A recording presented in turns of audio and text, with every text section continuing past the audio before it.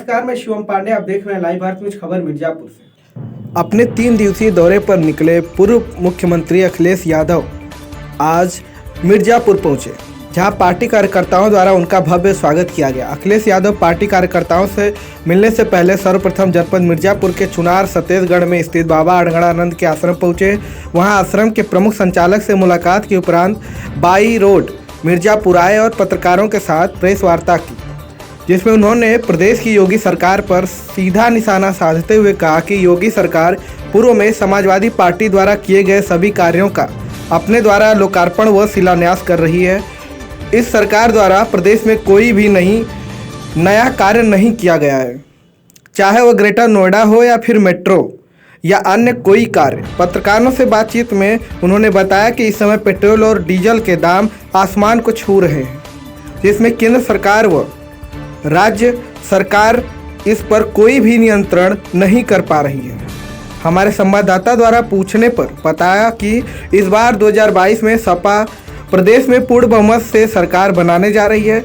वह सरकार बनने के उपरांत पहले किसान व बेरोजगारों के मुद्दों पर समाजवादी पार्टी की सरकार कार्य करेगी। देखिए हमारे संवाददाता तौसीफ अहमद की रिपोर्ट।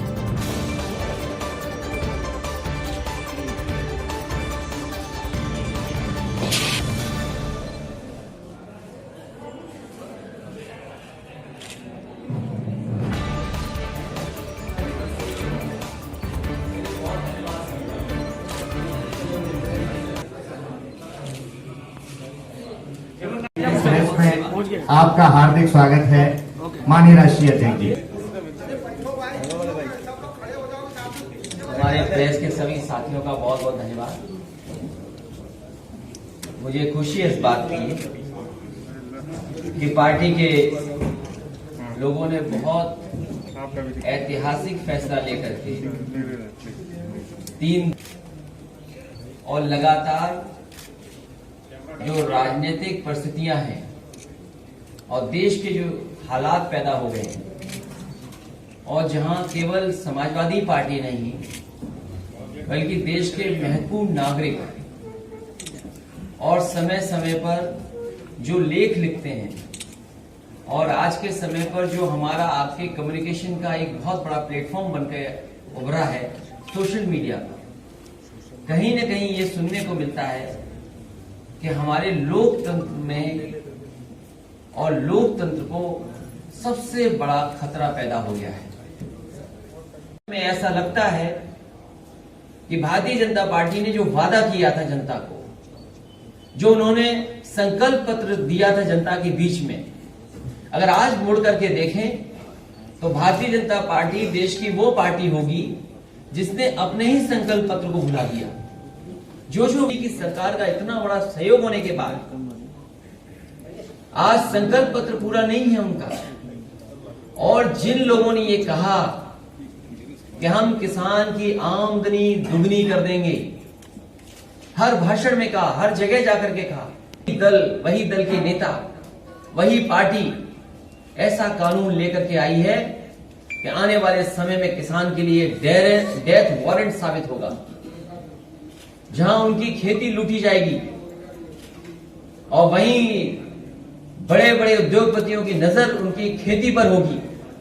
भारतीय जनता पार्टी ये तर्क देती है कि जमीन को कोई खतरा नहीं, उनके परिवार के साथ है, और इतने झूठे मुकदमे किसी पॉलिटिकल लीडर पे देश में नहीं लगाए गए होंगे, और केवल इसलिए मुकदमे लगाए हैं अधिकारियों ने कि एक अधिकारी को अपना स्टेट से यहां चाहिए था कि उनका एक्सटेंशन हो जाए, दूसरे अधिकारी क्योंकि भ्रष्टाचार में फंसे थे, उन्हें अपनी जान बचानी थी, इसीलिए सरकार ने जानबूझ करके फंसा चला गया। केवल उसने बता दिया कि मिड डे मील में न जाने क्या घोटाला हो रहा है, मुकदमा दर्ज हो गया। तेजस्वी यादव ने कहा, और कितना भागे वो, क्या उपलब्धियां? 4 साल मत बोलिए, 5 बजट में इस सरकार ने उत्तर प्रदेश की जनता को धोखा दिया है। मुख्यमंत्री जी ये बताइए कि जैसे ईवीएम के रहते क्या समाजवादी पार्टी 2022 में सरकार बनाने की कल्पना कर सकती है? समाजवादी पार्टी ने लैपटॉप दिए भी हैं, नहीं ईवीएम की बात करता है, उस टेक्नोलॉजी को हम समझते भी हैं, बन जाता है। उत्तर प्रदेश की राजनीति और देश की राजनीति दोनों जुड़ी हुई हैं। उत्तर प्रदेश ही है जिसने देश को प्रधानमंत्री दिया, और उत्तर प्रदेश ही है जिसकी वजह से आज भारतीय जनता पार्टी की पहले सरकार बनी गठबंधन के साथ, और अब जो सरकार चल रही वो बहुमत की सरकार चल रही, वो उत्तर प्रदेश के बहुमत की वजह से। इसलिए उत्तर प्रदेश की राजनीति बहुत महत्वपूर्ण मोड़ पर पहुंची है।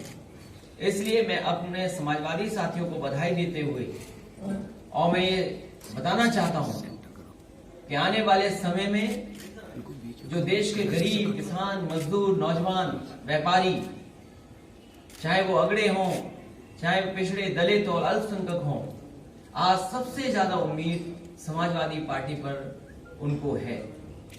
और अगर कि हम खाएं क्या और बचाएं क्या, इस महंगाई ने हमारा आज खराब किया है, और जिस तरीके से हमारा रखा हुआ पैसा बैंकों में उसकी जो इंटरेस्ट कम की है, उससे हमारा भविष्य भी खतरे में डाल दिया है।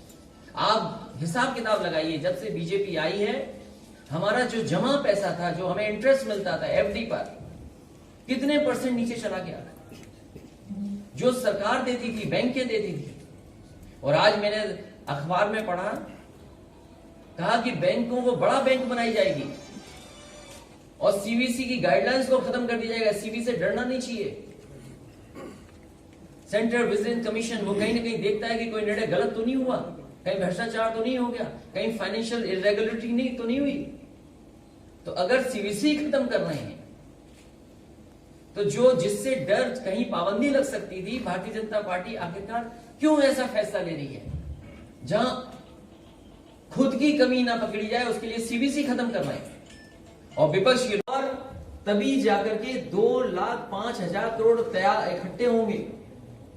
तो भारतीय जनता पार्टी ये बताए, जो घाटे में चली गई है सरकार, उस घाटा को पूरा करने के लिए कंपनियां बेच रहे हैं कि नहीं बेच रहे हैं, और कल को अगर किसान घाटे में चला जाएगा, क्या उद्योगपति उनकी जमीन छीन लेंगे कि नहीं छीन लेंगे? आज पूछिए, दिया गया, कहीं एमएसपी नहीं मिली, अभी खेतों में खड़ी है सरसों। हमें बताए भारतीय जनता पार्टी के लोग कि जो सरकारी एमएसपी तय है, और जिस तरीके से महंगाई बढ़ रही है, अब तो डीजल पेट्रोल कई हिस्सों में देश के 100 के ऊपर पहुंच गया है, 100 के करीब आ गया है, और वही जो गरीबों को सिलेंडर दिया था फ्री दे करके, और आज 1,000 रुपया वसूल रहे हैं लोग। फ्री का सपना दिखाया और आज 1,000 रुपया लिया जा रहा है। समाजवादी पार्टी का ये सवाल है भारतीय जनता पार्टी पर। आपने कहा कि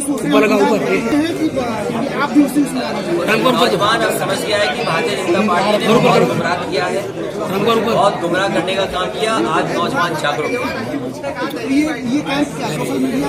ये कैंप सोशल मीडिया का नहीं है, ये कैंप देश के हालात होने के लिए है। जो आज परिस्थितियां किसानों के सामने हैं, नौजवानों के सामने हैं, व्यापारियों के सामने हैं, आज हर वर्ग के लोग, खासकर हमारे पिछड़े, दलित, अल्पसंख्यक और बहुत सारे वर्ग ऐसे हैं जो दुखी हैं इस सरकार से। शिवपाल यादव कितना पूछोगे? ओवैसी के लेकर क्या कहना है सर? ये उत्तर प्रदेश है। उत्तर प्रदेश की जनता ने विकास देखा है, समाजवादी पार्टी का विजन देखा है कि किस तरीके से एम्बुलेंस चलती हैं, किस तरीके से इलाज की सुविधाएं थी, किस तरीके से पुलिस के लिए 100 जो अब 112 है रिस्पांस सिस्टम दिया था। ये तमाम सुविधाएं जो गरीब जनता के लिए थी, वो देखा है उन्होंने कि समाजवादी पार्टी की विजन क्या है। यही बनारस से लेकर के सोनभद्र 4 लेन सड़क कितने कम समय में बनकर तैयार हो गई। यही सोनभद्र में सुपर क्रिटिकल प्लांट लगे बिजली के। यही जगह पर जहां नेताजी ने कभी कन्यादान बांटा, हम लैपटॉप बंटवाए हैं, आज भी लैपटॉप चल रहे हैं। बताओ भारतीय जनता पार्टी ने क्या किया है? किसानों को दे दिया सम्मान राशि, लेकिन सब पैसा वापस ले लिया महंगाई से। डीजल पेट्रोल इतना महंगा कर दिया, हर चीज महंगी कर दी। आप बिजली का बिल कितना महंगा है? 1 यूनिट बिजली नहीं बनाई भारतीय जनता पार्टी के लोगों ने। और बताइए बिजली कितनी महंगी हो गई। अभी 2022 में किसी से दाम बढ़ रहे हैं क्या? किसकी वजह से? ठंडी की वजह से। देखिए, ये भारतीय जनता पार्टी का क्या तर्क है, मैं इस बात को नहीं जानता हूँ, लेकिन भारतीय जनता पार्टी ये बताए कि डीजल पेट्रोल से जो मुनाफा हो रहा है उसको गरीब की मदद कर रहे हैं कि नहीं कर रहे हैं, किसान की मदद कर रहे हैं कि नहीं कर रहे हैं, रोजगार नौकरी का इंतजाम कर रहे हैं कि नहीं कर रहे हैं। आखिरकार ये मुनाफा जा कहाँ रहा है? जिनके पास विभाग है उनका ही कहना है कि इसको कैसे ले समझौते पर भी एक लाइन बोल बहाना में याद कीजिए, जिस समय बजट की बात करनी थी तो मुख्यमंत्री जी क्या कह रहे हैं, लाल टोपी का रंग दिखा रहे हैं, क्योंकि वो 5 बजट में उत्तर प्रदेश की जनता को धोखा दिया है। आप सब जागरूक पत्रकार हैं, आप देखिए ना बजट में क्या है। जो पार्टी अपना संकल्प पत्र भूल जाए, जो पार्टी आय दोगुनी की बात करे किसानों की, और ऐसे 3 कानून ले आए जिससे किसान बर्बाद हो जाए। पूरे देश का किसान सड़कों पर है, आंदोलन कर रहा है। 1 साल के लिए पीछे कर दिया, अब कहेंगे हम 3 साल के लिए पीछे कर देंगे। तो जो कानून आज गलत है वो 3 साल में कैसे ठीक हो